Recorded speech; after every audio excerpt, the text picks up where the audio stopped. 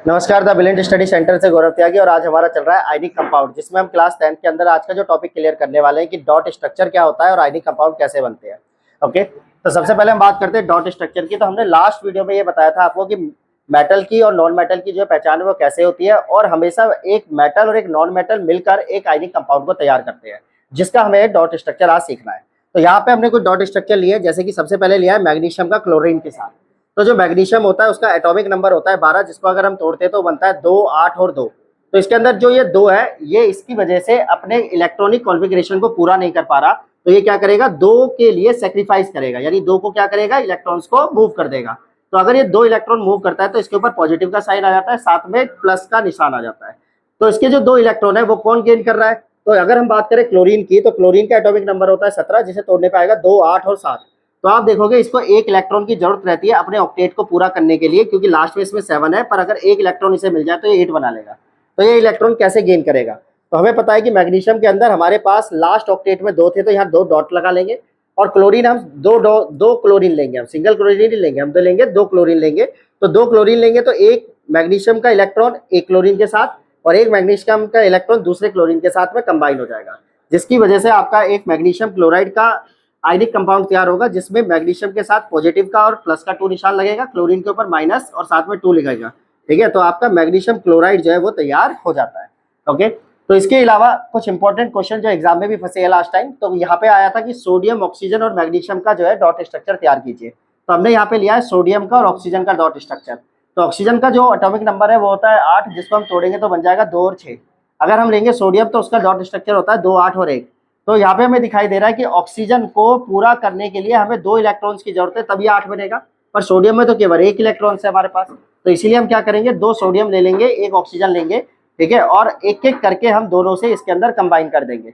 तो जो सोडियम है वो 2 इलेक्ट्रॉन्स को गेन कर लेगा, लूज कर देगा, और ऑक्सीजन जो है वो 2 इलेक्ट्रॉन्स को गेन कर लेगा। तो हमारा क्या बन जाएगा, सोडियम ऑक्साइड। ओके, अच्छा, मैग्नीशियम को ऑक्सीजन के साथ रिएक्ट कराएंगे तो मैग्नीशियम में भी 2 इलेक्ट्रॉन्स होते हैं, ऑक्सीजन के को 2 इलेक्ट्रॉन्स की जरूरत है, तो डायरेक्टली ये 2 इलेक्ट्रॉन्स को गेन कर लेगा और मैग्नीशियम 2 इलेक्ट्रॉन्स को सेक्रीफाइस कर देगा। तो क्या बन जाएगा, मैग्नीशियम ऑक्साइड। तो इसको बोलते हैं हम डॉट स्ट्रक्चर। ठीक है, डॉट स्ट्रक्चर के बाद जो हमारे पास ये तैयार होते हैं इन्हें बोलते हैं आयनिक कंपाउंड। तो आयनिक कंपाउंड की प्रॉपर्टी क्या होती है, आयनिक कंपाउंड की विशेषता क्या होती है। तो आयनिक कंपाउंड की सबसे पहली बात आती है फिजिकल स्टेट। तो आयनिक कंपाउंड जो होते हैं वो जनरली सॉलिड फॉर्म में मिलते हैं, इनके बीच में मोर अट्रैक्शन फोर्स होता है, इसके अंदर एक पॉजिटिव एक नेगेटिव आयंस होता है जो आपस में कंबाइन रहते हैं, जिसकी वजह से इनके अंदर मोर अट्रैक्शन फोर्स पाया जाता है। ओके, तो हम कह सकते हैं ionic solid are the sum and the what hard to be the due to the force of attraction between the positive and negative ions. अगर हम बात करें कि क्या जनरली ये किस फॉर्म में पाए जाते हैं, तो जनरली ये ठोस में यानी सॉलिड फॉर्म में पाए जाते हैं, पर अगर इनके ऊपर फोर्स अप्लाई करा जाए तो क्या होगा, तो फोर्स अप्लाई करने पर ये ब्रिटल्स हो जाते हैं या फिर ये ब्रेक हो जाते हैं। ठीक है, तो याद रखना है किस फॉर्म में चेंज हो जाते हैं, ब्रिटल फॉर्म में चेंज हो जाते हैं। ओके, इसके बाद बात आती है कि मेल्टिंग और बॉइलिंग पॉइंट इनका कैसा होता है। तो इनका मेल्टिंग और बॉइलिंग पॉइंट जो है वो दोनों ही हाई होता है। कैसा होता है, दोनों ही हाई होता है। क्यों होता है हाई, क्योंकि इसके अंदर जनरली फोर्स ऑफ अट्रैक्शन सबसे ज्यादा है, तो मोर फोर्स ऑफ अट्रैक्शन की वजह से इनके अंदर जो आयनिक कंपाउंड बॉन्ड है वो बहुत ज्यादा है। तो उस बॉन्ड को तोड़ने के लिए हाई मेल्टिंग पॉइंट या हाई हीट की जरूरत पड़ती है, जिसके कारण हम ये कह सकते हैं इसका बॉइलिंग पॉइंट और मेल्टिंग पॉइंट दोनों कैसे होते हैं, दोनों ही हाई होते हैं। क्लियर है बात।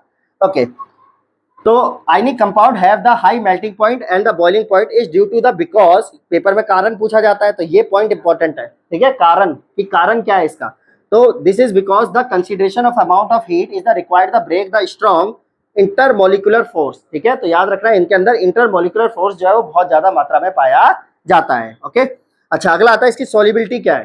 तो जनरली ये केवल वाटर के अंदर सॉल्युबल होते हैं, इसके अलावा ये किसी भी चीज में सॉल्युबल नहीं होते, चाहे केरोसिन हो, चाहे पेट्रोल हो, चाहे बेंजीन हो, इसके अलावा कोई भी अदर लिक्विड है तो ये उसके अंदर सॉल्युबल नहीं होंगे, केवल ये वाटर में सॉल्युबल होते हैं। अब बात आते हैं क्या ये कंडक्शन ऑफ इलेक्ट्रिसिटी करते हैं, क्या ये बिजली को पास करते हैं।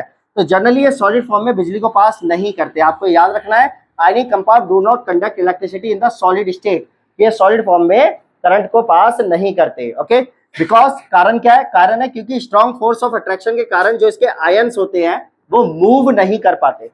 अगर आयंस मूव नहीं करेंगे तो करंट पास नहीं होगा।